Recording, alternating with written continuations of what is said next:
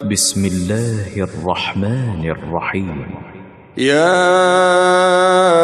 أيها المزمل قم الليل إلا قليلا نصفه أو انقص منه قليلا أو زد عليه ورتل القرآن ترتيلا إنا سنلقي عليك قولا ثقيلا إن ناشئة الليل هي أشد وطئا وأقوم قيلا إن لك في النهار سبحا طويلا واذكر اسم ربك وتبتل إليه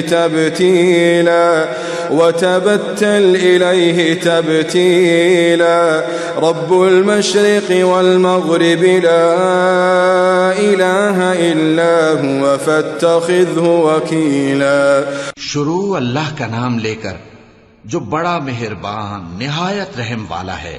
ऐ कमली में लिपटने वाले, रात को क़याम किया करो मगर थोड़ी सी रात, यानी निस्फ रात या उससे कुछ कम क़याम करो या कुछ ज्यादा, और कुरान को अच्छी तरह ठहर ठहर कर पढ़ा करो। हम अनकरीब तुम पर एक भारी फरमान नाजिल करेंगे।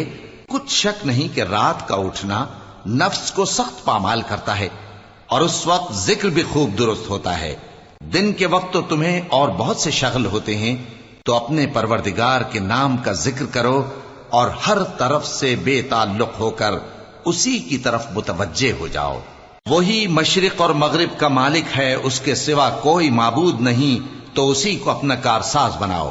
वस्बिर अला मा यक़ूलून वहजुरहुम हजरन जमीला वज़रनी वल्मुकज़्ज़िबीन उलिन नअमति वमहहिलहुम क़लीला इन्न लदैना अंकाला वजहीमा वतआमन ज़ा गुस्सतिन वअज़ाबन अलीमा यौम तर्जुफु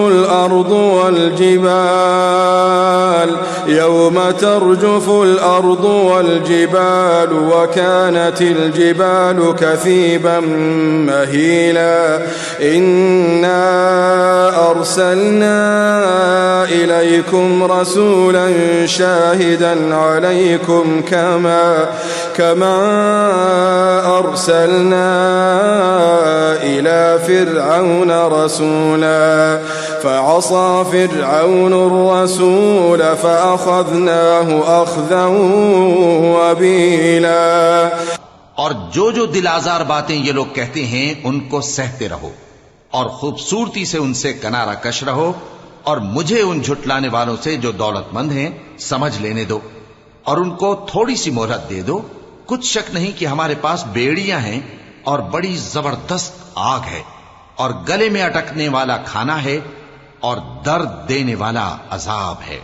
जिस दिन जमीन और पहाड़ कांपने लगें और पहाड़ ऐसे भुरभुरे हो जाएंगे जैसे रेत के टीले, ऐ अहले मक्का, जिस तरह हमने फिरौन के पास मूसा को पैगंबर बनाकर भेजा था, उसी तरह तुम्हारे पास भी मोहम्मद सल्लल्लाहु अलैहि वसल्लम एक रसूल भेजे हैं जो तुम्हारे मुकाबले में गवाह होंगे। सो फिरौन ने हमारे पैगंबर का कहा न माना तो हमने उसको बड़े दर्दनाक अंदाज से पकड़ लिया। फकैफ तत्तकून इन कफरतुम यौमन यजअलुल विल्दान शीबा फकैफ तत्तकून इन कफरतुम यौमन यजअलुल विल्दान शीबा यौमन यजअलुल विल्दान शीबा यौमन يجعل الولدان شيبا السماء منفطر به كان وعده مفعولا إن هذه تذكرة فمن شاء اتخذ إلى ربه سبيلا। अगर तुम भी इन पैगंबर को न मानोगे तो उस दिन से किस तरह बचोगे? जो बच्चों को बूढ़ा कर देगा, जिससे आसमान फट जाएगा। ये उसका वादा पूरा होकर रहेगा। ये कुरान तो नसीहत है, सो जो चाहे अपने परवरदिगार तक पहुंचने का रास्ता इख्तियार कर ले। إن ربك يعلم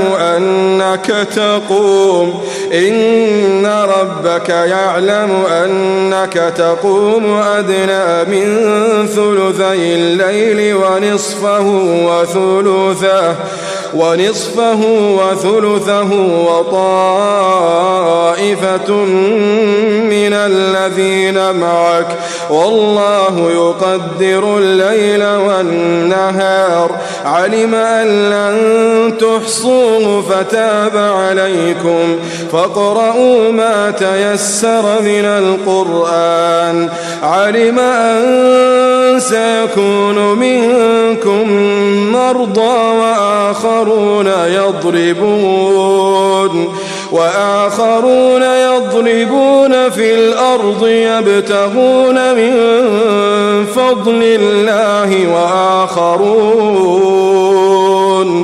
وآخرون يقاتلون في سبيل الله فاقرؤوا ما تيسر منه وأقيموا الصلاة وآتوا الزكاة وأقرضوا الله قرضا حسنا وما تقدموا لأنفسكم من خير تجدوه عند الله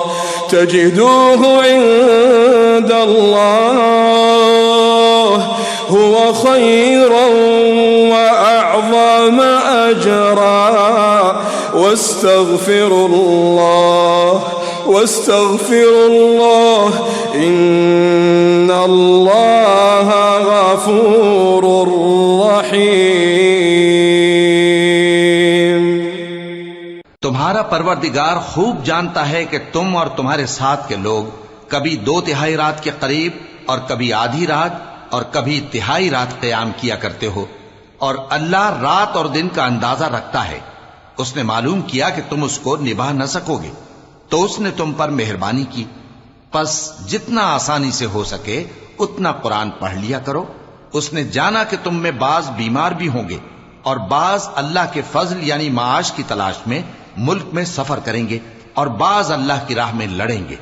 तो जितना आसानी से हो सके उतना कुरान पढ़ लिया करो और नमाज कायम करते रहो और ज़कात अदा करते रहो और अल्लाह को नेक नियति से कर्ज देते रहो, और जो अमल नेक तुम अपने लिए आगे भेजोगे उसको अल्लाह के यहां बेहतर और सिले में बहुत अजीम पाओगे।